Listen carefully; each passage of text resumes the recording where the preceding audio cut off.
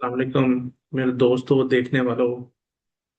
आज जिस टॉपिक में बात करने जा रहा हूँ वो है आर्टिकुलर ब्लड गैस। इसका आगे सब टॉपिक है रेस्पिरेटरी एसिडोसिस।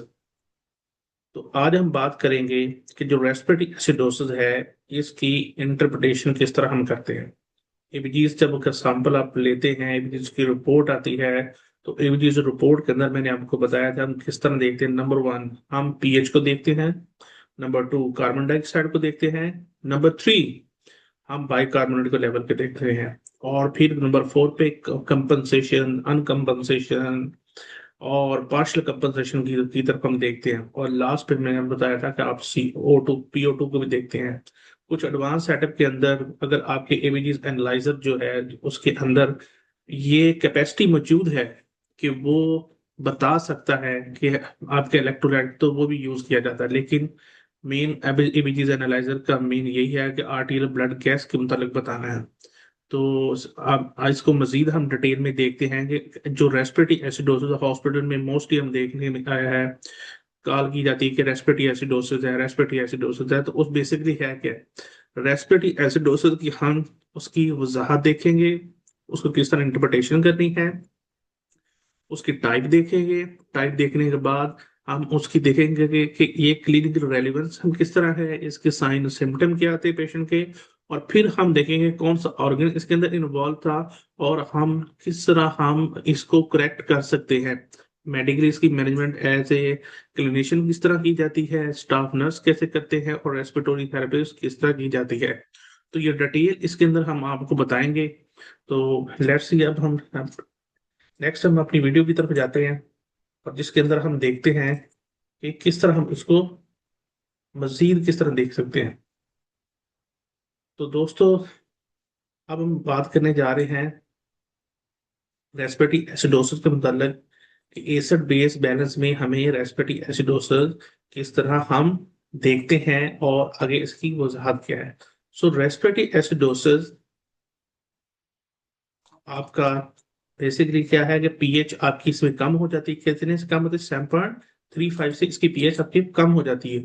और जो कार्बन डाइऑक्साइड का लेवल है वो मोर देन आपके पास है, मोर देन आपके 45 है, तो हम कहेंगे ये रेस्पिरेटरी एसिडोसिस है।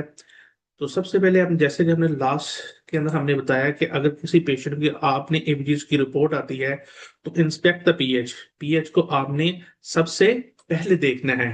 उसके बाद आपने किसको पे फोकस करना है, पीएच को फोकस करने के बाद आपने पेशेंट की कार्बन डाइऑक्साइड का लेवल देखना है। फिर उसके बाद कंपनसेशन को देखना है और एंड पे आपने पेशेंट का देखना है कि आया ये जो है इसमें ऑक्सीजन की हाइपोक्सीमिया तो नहीं है। ये तमाम चीजें बहुत इंपॉर्टेंट है और इसमें हम बात अब नेक्स्ट इसमें बारे में करते हैं। तो नंबर वन, रेस्पिरेटरी एसिडोसिस। जब भी रेस्पिरेटरी एसिडोसिस की बात होगी तो CO2 रिटेंशन आपने जेहन में रखना है। CO2 रिटेंशन का रेस्पिरेटरी एसिडोसिस है, CO2 रिटेंशन है। कैसे पता चलेगा आपको CO2 रिटेंशन का? कुछ साइन और सिम्टम होते हैं जो पेशेंट के पास क्लिनिशियन को मिलते हैं, कुछ क्लूज होते हैं जो मरीज के पास मौजूद होते हैं। क्या चीज होती है? नंबर वन, सबसे पहले वो चीज देखता है अगर पेशेंट ड्रॉजी हो रहा है, डिजनेस हो रहा है, डिसओरिएंटेशन हो रहा है पेशेंट का, रैपिड शैलो ब्रीदिंग है पेशेंट की है, और पेशेंट का ब्लड प्रेशर ड्रॉप है, पेशेंट साइनोस हो रहा है, ठीक है, और पेशेंट के पर स्लिप ब्रीदिंग यानी सीओपीडी पेशेंट के अंदर पर स्लिप ब्रीदिंग मौजूद है, और पेशेंट के पास सीओपीडी की हिस्ट्री है, पेशेंट को एआरडीएस लेबल हुआ या पेशेंट को पल्मोनी एम्बोलिज्म उसकी हिस्ट्री के अंदर है। तो ये तमाम जो बेसिकली साइन और सिम्टम है और ये तमाम क्लूज है जिसकी वजह से पेशेंट की पीएच ड्रॉप करेगी, कार्बन डाइऑक्साइड की का लेवल बढ़ जाएगा। तो ये अगर आपके पास पेशेंट है और आपने देखा है कुछ देर पहले और उसके बाद पेशेंट की एबीजी रिपोर्ट करवाई, वो सारी चीजें उसकी प्रीवियस एबीजी से चेंज है, तो उसके हम अक्यूट है। और अगर 3 या 4 दिन के बाद पेशेंट के पैरामीटर चेंज हो रहे होते हैं तो हम इसे कहते हैं क्रॉनिक है। और क्रॉनिक के अंदर जो है ना बेसिकली कुछ टाइम लेता है पेशेंट, उसके बाद ये क्रॉनिक जो है आपके जो पेशेंट कंडीशन है वो रेस्पिरेटरी एसिडोसिस की बाइका की कंपनसेशन की सूरत में आपके सामने आते हैं। तो रेस्पिरेटरी एसिडोसिस क्या है? बेसिकली पेशेंट हाइपोवेंटिलेट कर रहा होता है। कैसे पता चलता है हाइपोवेंटिलेट का? अगर पेशेंट की चेस्ट कम रेज हो रही हो और रेस्पिरेटरी रेट लेस देन 12 आ रहा हो तो आपने कहना पेशेंट एल्वो हाइपोवेंटिलेशन में जा रहा है और पेशेंट की साइन सिम्टम ये मौजूद है। इसका ब्लड गैस एनालिसिस होना चाहिए। उसके बाद अब जब एबीजीएस की रिपोर्ट आपके पास आएगी, जो करेक्ट एनालाइजर से की होगी, पीएच सैंपल 3.5 से कम है, नंबर वन, पीसीओ2 45 से बड़ी हुई है, 45 मिलीमीटर मर्क्यूरी से बड़ी, तो देन ये पेशेंट का है रेस्पिरेटरी एसिडोसिस, और इसमें अभी बाइकार्ब के अंदर चेंजेस नहीं है। इंक्रीज पीसीओ2 की वजह से कार्बोनिक एसिड बढ़ता है, जिसकी वजह जिसम में और एसिडिटी बढ़ती है। अब काजेस क्या क्या हो सकती है इसकी? काजेस हो सकती एनीथिंग, कोई भी चीज जो एल्वेओलर वेंटिलेशन को कम कर दे और जिससे कार्बन डाइऑक्साइड ना वॉश आउट हो रहा हो और उससे कार्बन डाइऑक्साइड की प्रोडक्शन ज्यादा हो रही हो। फॉर एग्जांपल, एल्वेओलर वेंटिलेशन का जो फार्मूला है क्या है, उससे पहले हम मिंट वेंटिलेशन का फार्मूला जानें। Minute ventilation VE is equal to tidal volume multiply respiratory rate. अगर आप डेड स्पेस इसमें से निकाल दें तो आपके पास एग्जैक्ट वो वैल्यू आ जाएगी जो एनुअल वेंटिलेशन की। एनुअल वेंटिलेशन को वी ए से जाहिर करते हैं, इक्वल, फिर उसके बाद हम V D dead space minus tidal volume, ठीक है, V D minus V T करने के बाद वी डी, और उसके बाद माइनस वी टी करने के बाद उसके मल्टीप्लाई कर देंगे रेस्पिरेटरी रेट के साथ, हमारे पास ये चीज है। अगर इससे भी बेहतर आप करना चाहते हैं तो पैको माइनस पीको, और उसके बाद पैको का एक फार्मूला है जिसकी बेस के ऊपर हम पेशेंट की dead space VD by VT निकालते हैं। तो अगर किसी पेशेंट की आप वीडी, वीडी से मुराद है आपकी dead space volume, VD volume, D dead space. Dead space दो तरह की होती है, एनाटॉमिकल डेड स्पेस और आपकी फिजियोलॉजिकल डेड स्पेस। इसके बारे में हम पूरा एक लेक्चर लेंगे, किस तरह डेड स्पेस आपके रेस्पिरेटरी फेलियर को काज करती है, किस तरह रेस्पिरेटरी एसिडोसिस इसमें वो चीज होती है। तो ये एक पूरा इस पे लेक्चर है शंट और एआरडीएस पे, और आपके डेड स्पेस है वो नेक्स्ट लेक्चर के अंदर इंशाल्लाह हम इस पे कवर करेंगे। अब उसके बाद आपके पास इंटरप्रिटेशन में हमारा फोकस था इंटरप्रिटेशन का, किस तरह आप इसकी इंटरप्रिटेशन करते हैं। तो नंबर वन, आपके पास एग्जाम्पल है कि एक 35 ईयर ओल्ड वुमेन जो हॉस्पिटल में आई है, उसका जो बेसिकली पेशेंट की साइन क्या थी, शैलो और ब्रीदिंग थी लेकिन स्लो थी, और उसने साथ उसने हीरोइन उसने ओवरडोज थी पेशेंट की। एबीजीएस का टेस्ट किया है जिसमें पीएच सैंपल 30 है, पीसीओ2 55 एंड बाइकार्बोनेट 26। अब यहाँ पे अगर देखें तो हमें क्लू मिला है पेशेंट की पीएच ड्रॉप कर गई है। हम देखेंगे नेक्स्ट पीसीओ2 की तरफ, पीसीओ2 बढ़ी हुई है, इसका मीन रेस्पिरेटरी एसिडोसिस है। बाइकार्ब के अंदर कोई चेंज नहीं है, इसका मीन ये हुआ कि पेशेंट को प्योर रेस्पिरेटरी एसिडोसिस है। लेकिन ये कौन सा रेस्पिरेटरी एसिडोसिस है? अब इसके अंदर आप देखे जाए CO2 बढ़ रही है, लेकिन बाइकार्ब जो है, बाइकार्ब की कोई कंपनसेशन उसकी करनी चाहिए थी, क्योंकि जितना अगर पीएच कम होती है, पीएच कम होती है तो यहाँ पे पीसीओ2 बढ़ती है, तो पीसीओ2 जब बढ़ती है उसका ऑपोजिट क्या होता है, बाइकार्ब। बाइकार्ब को आपके जन्म पीसीओ2 बढ़ रही है, लेकिन अब यहाँ पे बाइकार्ब के अंदर क्या चेंज आएंगे, बाइकार्ब भी यहाँ पे बढ़ना शुरू हो जाएगा, क्योंकि कार्बोनिक एसिड बढ़ रहा है। किडनी क्या करेंगे, कार्बोनेट को रिटेन करेंगे, और what will be happen that जैसे जैसे बाइकार्ब ऊपर जाता जाएगा आपकी पीएच क्या होगी, पीएच आपकी बेहतर होती जाएगी। हमने बात की थी pH is directly proportion to bicarb and inversely proportion to PCO2। तो अगर आपके यहाँ पे इंटरप्रिटेशन क्या बनी, अनकंपनसेटेड अक्यूट रेस्पिरेटरी एसिडोसिस।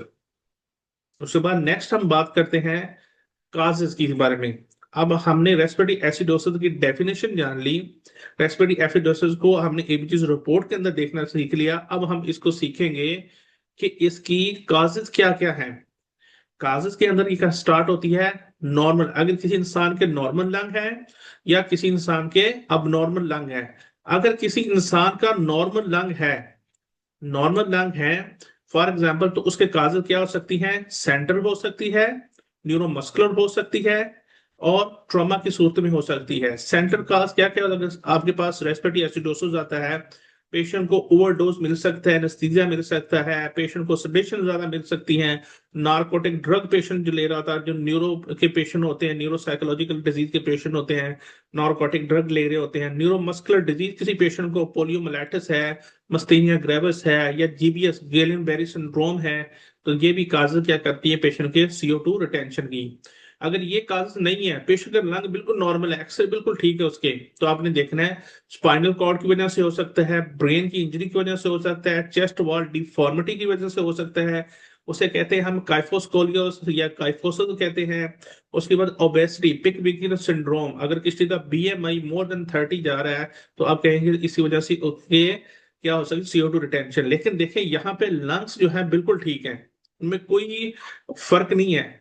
लेकिन क्या है, एक्सरे करेंगे, एक्सरे में लंग बिल्कुल ठीक नहीं है, लेकिन ये काज क्या है, CO2 रिटेंशन की। उसके बाद अगर फॉर एग्जांपल अब पेशेंट का एक्सरे होता है और एक्सरे के अंदर आपको पता चलता है उसके हाइपर इन्फ्लेटेड लंग्स हैं, देन आप कहेंगे कि ये काज क्या है, COPD पेशेंट है और इसकी वजह से है। लेकिन उसके बाद क्या, अक्यूट एयरवे ऑब्स्ट्रक्शन, अगर फॉर एग्जांपल किसी पेशेंट की एयरवे ऑब्स्ट्रक्शन डेवलप हो गई है, पेशेंट ने एस्पिरेट कर लिया है, पेशेंट के ट्यूमर था, ट्यूमर की वजह से पेशेंट की एक्सलेशन प्रॉपर नहीं हो रही, extra thoracic obstruction, intra thoracic obstruction की हम बात करते हैं, अगर वो मौजूद हैं, हम क्या कहेंगे पेशेंट को, ये CO2 की रिटेंशन। तो ये काज है, एबीजीज की रिपोर्ट आई है, साइन सिम्टम आपको पता चल गए हैं, उसके बाद आपने क्लिनिकल उसको कोरिलेट किया, अगर ये चीजें मौजूद हैं तो आपकी एबीजीज की रिपोर्ट बिल्कुल ठीक है। और अब आपकी बारी आती है अब इसको मजीद देखने की, हम इस पे फोकस करते हैं। रेस्पिरेटरी एसिडोसिस अगर किसी पेशेंट को होता है तो उसकी कंपनसेशन रीनल से होती है। रीनल क्या करता है, आपके रीनल किडनी जो है ना उसको कंपनसेट करते हैं, नॉर्मल की तरफ लेके आते हैं। अगर कंपन पार्शियल कंपनसेशन के अंदर यह है कि पीएच बेहतर हो जाती है लेकिन नॉर्मल नहीं होती, 7.35 से लेके 7.30 उसकी नॉर्मल रेंज की तरफ आना शुरू हो जाती है, लेकिन एग्जैक्ट पूरी कंपनसेट नहीं होती। और CO2 का ट्रेंड क्या होता है, CO2 बड़ी हो और बाइकार्ब का थोड़ा सा एलिवेट होता है ताकि CO2 को उसको कंपनसेट कर सके। फिर उसके बाद फुली कंपनसेशन में पीएच के अपनी बिल्कुल 7.40 के करीब आ जाती है, नॉर्मल रेंज में आ जाती है। और इस लेकिन इस साथ देखेंगे हम पेशेंट की PCO2 भी बड़ी होगी और बाइका भी बड़ा होगा, ये दोनों जब ऊपर जाएंगे, ठीक है, CO2 बढ़ने की वजह बाइका भी ऊपर गया है ताकि पीएच को मेंटेन कर सके। तो what will be happen that patient के साथ अगर ये चीजें हो गई हैं तो इसका मीन ये हुआ,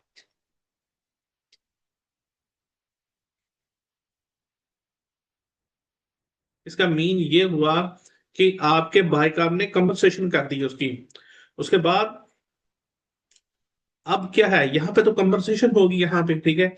उसके बाद हमें कहना है कंपनसेशन क्या होता है कि एल्वियोलर वेंटिलेशन को बेहतर करें, जिसकी वजह से इसको मजीद कंपनसेट करें। और इसके लिए हम क्या करते हैं, पेशेंट के एल्वियोलर वेंटिलेशन को कैसे बेहतर करते हैं, पेशेंट को लंग एक्सपेंड थेरेपी करवाई जाती है, ब्रोंकल हाइजीन करवाते हैं। फिर उसके बाद नॉन इन्वेसिव NIV हम लगाते हैं, जैसे बाईपैप कहते हैं। अगर बाईपैप से इंप्रूव ना हो सके और पेशेंट के पीएच परसिस्टेंट 7.20 से नीचे रहे तो पेशेंट को इंटुबेशन और मैकेनिकल वेंटिलेशन की तरफ लेके जाना है। और अगर पेशेंट की क्रॉनिक कंडीशन है तो उसका मेन ये होता है कि आप CO2 को लो रखें, ठीक है। और ये डिपेंड करता है, आप उसको हाइपोक्सिमिक इफेक्ट भी दे सकते हैं।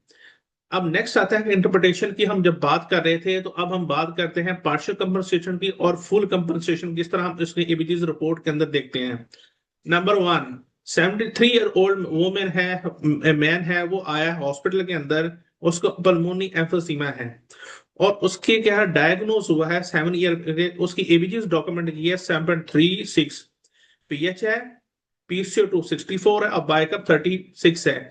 जैसे कि हमने नॉर्मल रेंज जानते हैं कि पीएच की नॉर्मल रेंज है 7.35 से 7.45, PCO2 की नॉर्मल रेंज क्या है 45 से 35 से लेके 45, और बाइकअप की नॉर्मल रेंज क्या है 22 से लेके 26 तक। यहाँ पे देखें तो पीएच एसिडोटिक साइड पे है, यानी 7.40 अगर किसी इंसान की पीएच होती तो एग्जैक्ट वो मानी जाती है, लेकिन नॉर्मल रेंज में है। लेकिन उसके साथ के पेशेंट की CO2 बढ़ी हुई है और बाइका भी बढ़ा हुआ है, पीएच नॉर्मल रेंज में आ गई है लेकिन एसिडोटिक साइड पे है।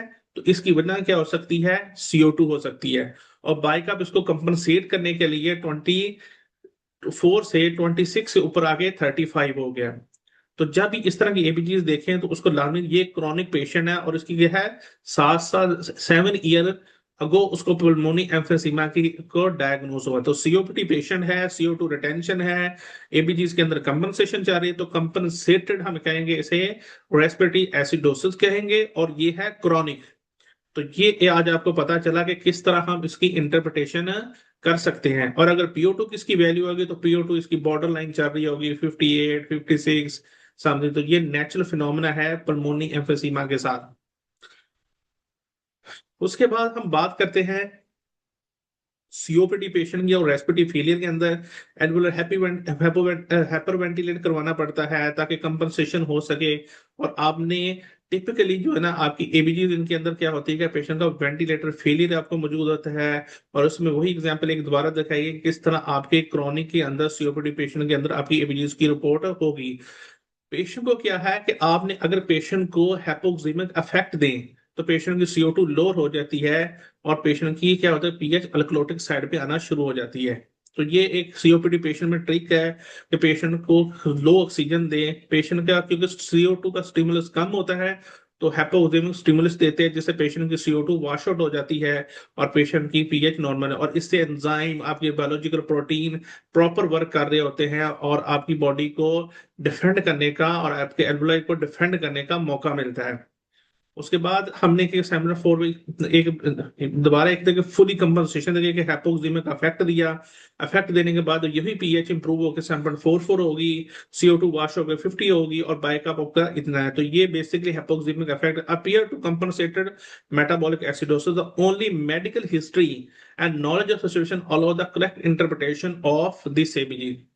अगर आपको प्रॉपर नॉलेज है और प्रॉपर आपने आपने स्टेप बाय स्टेप जिस तरह मेरी वीडियो में बता रहा हूं आपने यहाँ पे इसको कैरी किया हुआ है तो आप बता सकते हैं पेशेंट के साथ एबीजीज की कोरिलेशन किस तरह से है। मोस्टली तौर पे जो आपके house officer, medical doctor, respiratory therapist, staff nurses और जो रेलेवेंट है इमरजेंसी मेडिकल टेक्नोलॉजिस्ट होते हैं तो उनके पास जब एबीजीज की रिपोर्ट आती है तो वो उसको क्लिनिकल उसको कोरिलेट नहीं कर पाते।